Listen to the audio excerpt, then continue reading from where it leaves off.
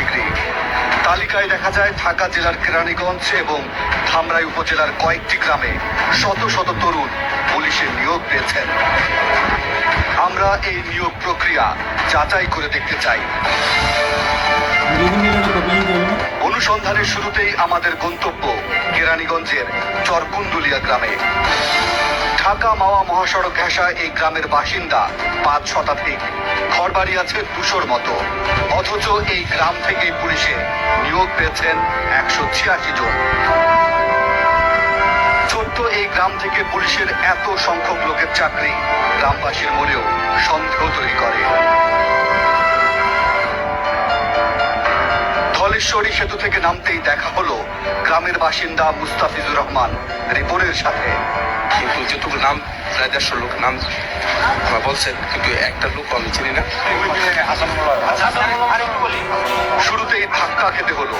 যে গ্রাম থেকে ১৮৬ জন পুলিশের নিয়োগ পেয়েছেন তাদের কাউকে চিনছেন না চরকুন্দুলিয়ার মানুষ।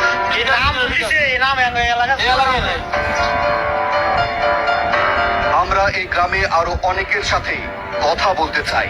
হয়তো কেউ না কেউ পুলিশের নিয়োগ পাওয়া তরুণদের চিনতেও পারেন।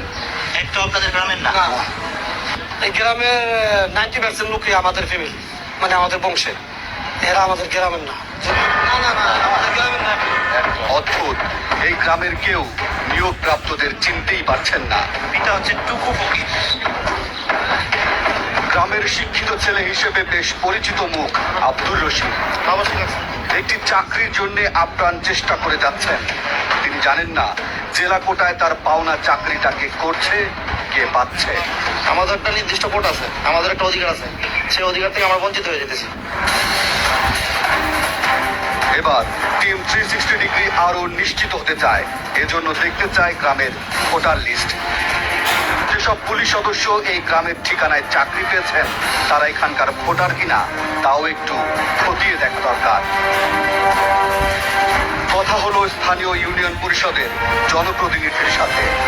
যে লোকগুলা ওনারা নাম দিয়েছে এদের আমি চিনি না, হয়তো কাগজগুলো জালিয়াতি করছে। ইউনিয়ন পরিষদের স্বাক্ষর লাগে, সনদ লাগে, সেই সনদটা কে দেয়? এটা ইউনিয়ন পরিষদ থেকে দেয়, চেয়ারম্যান সাহেব দেয়। যে গ্রামের ১৮৬ জন তরুণ পুলিশ সদস্য হিসেবে নিয়োগ পেয়েছেন তাদের কাউকে চিনতে পারছেন না গ্রামবাসী। এটা কি করে সম্ভব? আমাদের অভিজ্ঞতা বলে এ ধরনের সুখবর খুব দ্রুত ছড়িয়ে পড়ার কথা। এদিকে স্থানীয় ইউপি সদস্য যে চেয়ারম্যানকে ঘিরে অভিযোগের আঙুল তুলেছেন সেটাকেও আমলে নিতে হবে অনুসন্ধানের সাথে। আমরা পুলিশের নিয়োগ পাওয়া সবার পরিচয় জানতে চাই। শুরু করা যাক ঢাকার ধামরাই থেকে। ধামরাইয়ের রামদাইর গ্রাম।